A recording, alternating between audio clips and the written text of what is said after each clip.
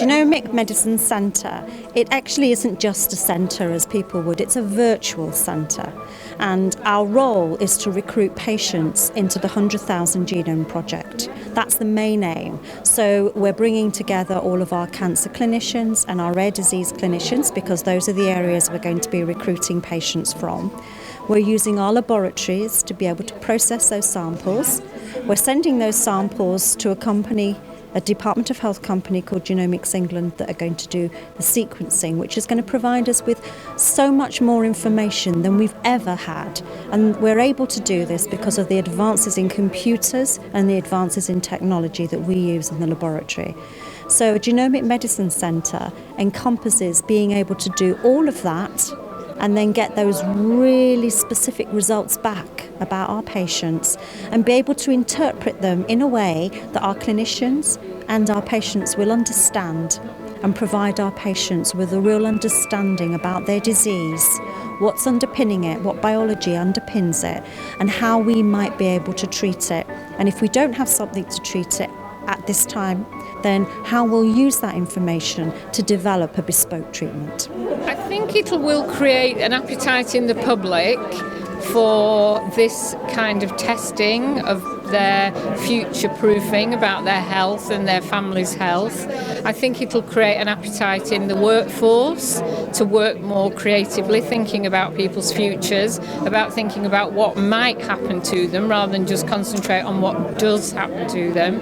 And I think it'll create an energy in the scientific community, about energy to learn more about more illnesses. And really my role has been to bring the relative partners together and to ensure that we're working collaboratively, so making those links with both the clinical teams and with the chief executives and the operational managers within each of our local delivery partners across the whole of the North West Coast, to enable us to be able to bring everyone together, so we all know what's going on.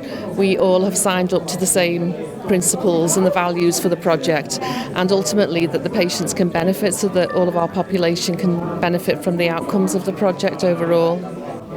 Okay, so as the lead for rare diseases, I'm basically heading a network of clinical champions across the North West Coast, each clinical champion being in either a specialist hospital or within a department within that hospital.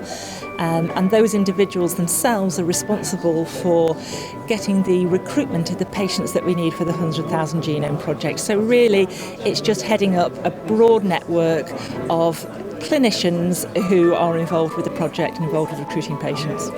Part of what NHS England wanted to do was ensure that there was equitable access to participants across England who met the eligibility criteria.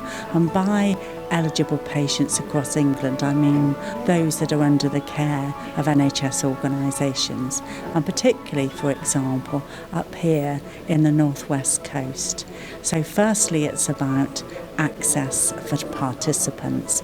The second is to ensure that across the NHS in England, we ensure that it transforms on the basis of its utilisation of genomic technologies.